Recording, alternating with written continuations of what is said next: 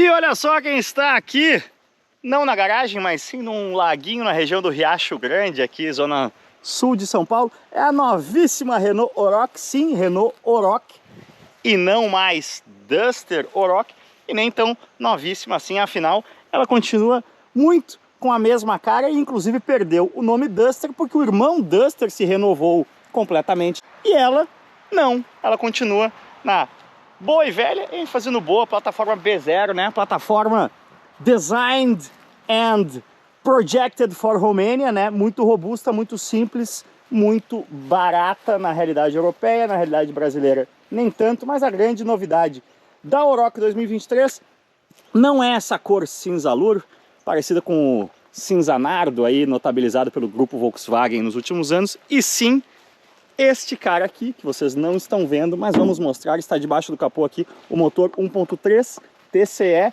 turbo de 170 cavalos e 27 quilos de torque. E aí eu já dou um spoiler, que vocês veem que o interior da Oroch também mudou, e mudou de uma forma um pouco Frankenstein, talvez seja uma palavra um pouco forte. Quanto vale o show para você ter este motor de origem Mercedes, né? Uma joint venture da Mercedes com a Renault. Felizes aí com um amortecedor pantográfico, apesar de apenas um, e com a manta acústica. Para você ter esta Oroch versão Outsider, que está identificada aqui no rodapé, você vai pagar 137 mil reais. E aí eu vejo talvez, não digo um erro de estratégia da Renault, porque talvez isso seja revisto muito em breve, mas uma perda, ou como dizem muito por aí na internet em outros lugares, uma perca de uma oportunidade por parte da Renault, porque a 137 mil reais a ideia de uma Oroch Turbo talvez não seja tão apelativa assim quando a gente considera que a Toro Endurance, que é bem mais pelada do que essa Oroch Outsider, parte de 138 mil, já que a comparação é inevitável entre Oroch e Toro, ambas agora com motores 1.3 turbo flex de potências bastante interessantes. A versão equivalente aqui seria a Toro Freedom, né, que é sua a partir de 149 mil, mas por 12 mil a mais oferece mais tamanho e uma plataforma mais moderna. Na verdade, em matéria de dimensões está bem claro, né? A Renault mira exatamente no meio do caminho entre a estrada cabine dupla e a Toro, e isso é muito legal para o mercado, né? A gente tem um degrau a mais nessa escadinha aí. Capacidade de carga aqui é de 650 quilos, olha só. Tem uma câmerazinha de ré, meio camuflada aqui no logo da Renault. E a Oroch continua com as suas qualidades e defeitos que a gente conhece desde 2015. Entre os defeitos, meu Deus, como é pesada a tampa da caçamba aqui. Em compensação, significa que ela é bastante robusta. Se você quiser sentar aqui e fazer o seu tailgating, a volumetria tá não modificada, digamos assim, né? Permanece a mesma. É razoável, cabe uma bike sem a roda dianteira. Essa é sempre a minha medida. Mas por que eu digo que é uma perda de oportunidade? Porque a Renault bem que poderia ter disponibilizado essa nova Oroch. Agora ela tem 3 versões. Versão Pro, que é aquela versão bem peladona, com roda de aço, e percebam aqui a chave de Sandero RS, né, que é bastante familiar na minha garagem por muito tempo. Vamos acionar aqui para ligar o ar. Abriram-se as comportas aqui, deixa eu dar uma baixadinha, vocês já viram, portanto, que o ar é automático com esses mesmos mostradores aqui, ou comandos, chamemos assim, do Duster. Aliás, é uma salada, né? Eu chamei de Frankenstein, vamos chamar de salada, que é mais bonitinho. Esse interior a gente já faz uma busca aqui sobre o que vem de cada coisa, mas só para concluir a minha questão sobre versões e posicionamento, a versão Pro peladona, bem voltada para o consumidor pessoa jurídica, né? Carro que vai provavelmente ser pintado só de branco e vai para o trabalho, começa em 105 mil com o motor 1.6, que também foi revisto, aí o motor aspirado de 120 cavalos, 16 kg de torque, somente com câmbio manual, agora também com 6 marchas, então tem uma marchinha a mais para extrair um pouquinho mais desse 1.6, mas aqui estamos falando de um carro pesado, né? Um carro de 1.400 kg, com esse conjunto 1.6 aí, mesmo com esse câmbio manual de 6 marchas, sofre bastante. Só que esse carro é para quem não tem o perfil meu e da maioria dos compradores desse tipo de carro no Brasil, que é aquele cara que quer uma picape para o lazer. Aí, beleza, vamos para a versão seguinte, versão Intense, a partir de 111 mil, um preço bastante atraente. Adiciona coisas como rodas de liga, bagageiro no teto, aquelas coisas básicas assim, não traz coisas como ar digital, mas nossa, que carro interessante seria essa Intense com motor 1.3 turbo e um preço aí de talvez 120 mil reais, 20 mil a menos do que a Toro Flex equivalente, seria atraente para o Oroch, mas a Renault, assim como fez com o Duster, optou por colocar 1.3 turbo somente na Oroch de topo, e aí eu acho que é uma oportunidade desperdiçada, porque eu acho que a diferença de preço entre Oroch Outsider de topo e Toro intermediária, mas já bastante bem equipada, Freedom, principalmente quando você dilui no financiamento, esses 12 mil reais aí, estamos falando de uma diferença de menos de 10%, né? Diferença de 8%, eu acho que o custo-benefício da Toro, nesse caso, acaba sendo mais atraente. Então inicio aqui a minha campanha pela versão Intense Turbo da Oroch. Enquanto ela não chega, vamos olhar aqui a Outsider, que sim, você vê esse cluster, que você reconhece do Fluence, né? Um cluster do Megane, cluster que também está na Captur. Aqui a gente tem as entradas de ar do novo Duster, a chave aqui a gente já mostrou, né? A chave do Sandero, mas também era a chave do Duster, os comandos de ar do Duster, novo multimídia aqui flutuante, como as marcas gostam de dizer, né? Pareável aí com Android Auto, com Apple CarPlay e tudo mais. Tem um carregador por indução aqui também nessa versão. A Oroch recebeu vários guerigueres aí de segurança eletrônica, né? Controle de tração e estabilidade, tem até controle anti-capotamento. A famosa rodinha, né? Na sua bicicleta também tinha esse dispositivo anti-capotamento, que era as rodinhas. O volante, aliás, também é dos novos Sandero e Logan, né? Mas você vê aqui, a gente vê que é aquele acabamento que a gente tá acostumado, né? Que tem seus haters, mas eu sempre falo, são carros muito coerentes com a proposta. O Brasil é muito mais Romênia do que Paris, né? Então, o fato de, mas é um Dacia, eu não acho isso algo negativo de forma alguma. Eu só acho que pela rusticidade que essa plataforma oferece, isso, vou repetir, é bom no Brasil. É um carro robusto, é um carro simples, um carro que aguenta a pauleira das nossas estradas horrorosas. Eu só acho que ele tinha que custar um pouco a menos, já que ele é bem mais rústico do que os concorrentes. Ele entrega menos por menos na questão de refinamento, e isso é coerente, isso é bacana, isso é atraente para o consumidor brasileiro, isso é coerente com a realidade do mercado brasileiro, mas a vantagem de preço, quando a gente pensa em versões de topo, como eu estava falando, eu acho que a vantagem da Oroch teria que ser um pouco maior. Eu vou repetir mais uma vez, alô Renault, versão Intense da Oroch com 1.3 turbo e o câmbio CVT que simula 8 marchas, merece sim uma chance no nosso mercado brasileiro. Isso é outra coisa importante que eu devo reforçar.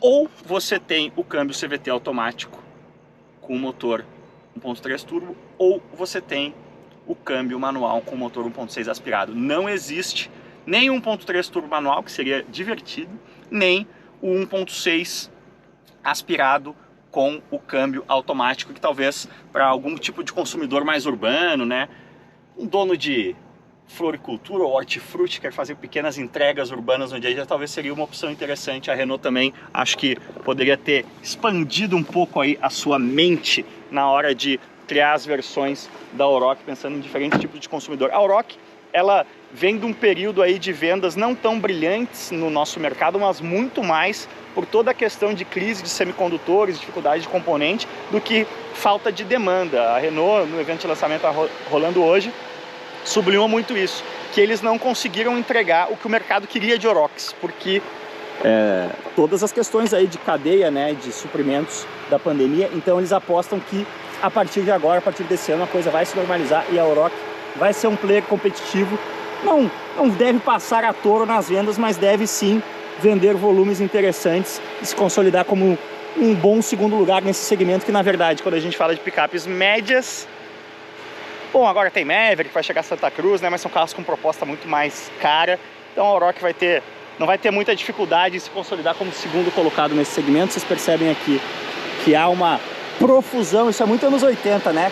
Carro esportivo nos anos 80 era sinônimo de multifaróis, então na versão Outsider com esse para-choque aqui com as luzes auxiliares herdadas do Duster novo, ela fica cheia de faróis, parece uma aranhazinha. Todas as versões com pneus mistos aqui da Michelin. Enfim, um carro que eu acho que é bastante versátil para essa realidade multiuso do Brasil. O Brasil é um país, trazendo para vocês um pouco de bastidores, a gente estava ontem no evento de lançamento do Eclipse Cross e a Mitsubishi usa muito essa frase que eu acho que faz bastante sentido. E eles falam, o Brasil é um país 4x4.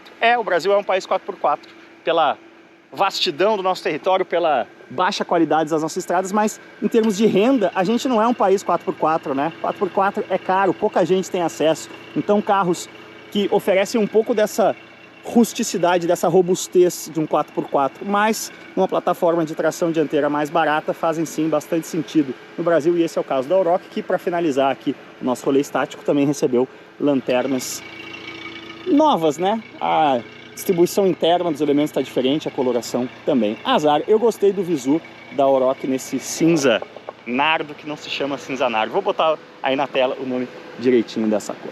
Mas chega de blá blá blá estático, percebam aqui que também temos maçanetas pintadas de preto brilhante nesse carro, e bora ver afinal como anda deputado, ou vou googar como anda deputado em romeno, e a gente vai dar um rolê. Se vocês querem uso misto da Oroch, dá uma olhada aqui que no piso de grama irregular ela vai bem. Vamos pegar um off-roadzinho aí, uma estradinha de terra, vai, só para o pessoal não chamar de picape de shopping. É água, ó, puf, poça. Mas aqui na estrada do Riacho Grande, Kumberge Congressman, isso é como anda deputado em romeno. Anda bem, aí eu já não sei como dizer anda bem em romeno. Finalmente a Oroch é uma picape esperta, né? É um carro de mais de 1.300 quilos, então lembrem quando a Oroch surgiu lá no distante ano de 2015, a versão 2.0, né, com o mesmo 2.0 do Duster, do Sandero RS, ela tinha um câmbio automático de 4 marchas nas versões de topo. Era realmente um carro que, em bom português, já que eu também não sei falar isso em romeno, irritava um pouquinho.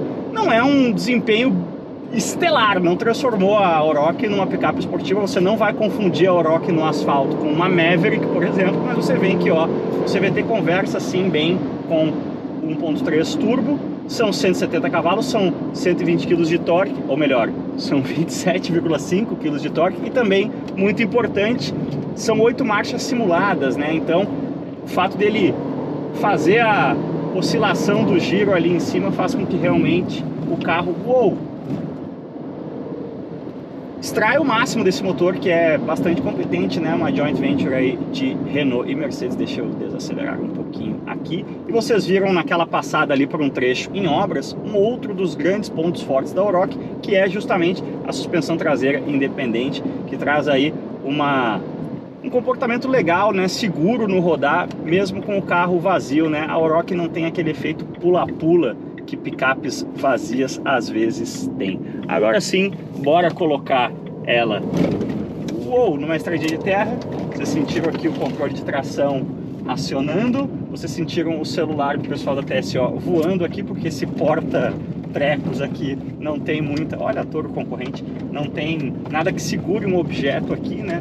Mas agora sim a Oroch está no habitat natural que a maioria dos consumidores dela, principalmente da versão Pro que a gente estava falando, né? Eu, pelo menos, acabo, nas minhas observações pouco científicas, vendo muito mais Oroch normalmente numa cor branca, com rodas de aço e algum logo de empresa ou de departamento governamental aqui, repartição do governo na porta, do que versões, vamos chamar de civis, né? Versões mais de topo, utilizadas por consumidores, pessoa física. A Oroch pegou mesmo como um carro de pessoa jurídica no Brasil. Eu acho que a chegada desse powertrain 1.3 turbo vem em grande parte para tentar modificar isso, para tornar a Oroch sim uma alternativa viável ao consumidor da Toro, né?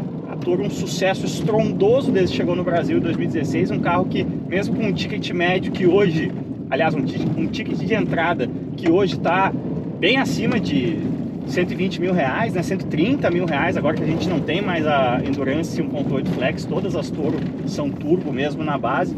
É um carro que faz 50 mil, 40 mil, 60 mil unidades por ano, então é uma galinha dos ovos de ouro para a Fiat. E a Renault, por não ter um powertrain competitivo na Oroch, de certa forma perdeu o trem da história nesse segmento. Agora está chegando aí antes tarde do que nunca para corrigir isso e mantendo o que a Oroch tinha de bom, né? Que é justamente esse comportamento dinâmico, essa sensação aqui de você jogar no piso ruim. É um carro que dá essa sensação de robustez e principalmente é uma coisa difícil de falar ou transparecer na câmera, é um carro que você não tem dó. Você joga ele na buraqueira, ele copia, e é um carro simples, robusto, barato, não te dá barato, né? Na realidade europeia, na realidade brasileira nada é barato, mas não te dá aquela peninha de passar nos buracos. Pontos fracos aqui, né?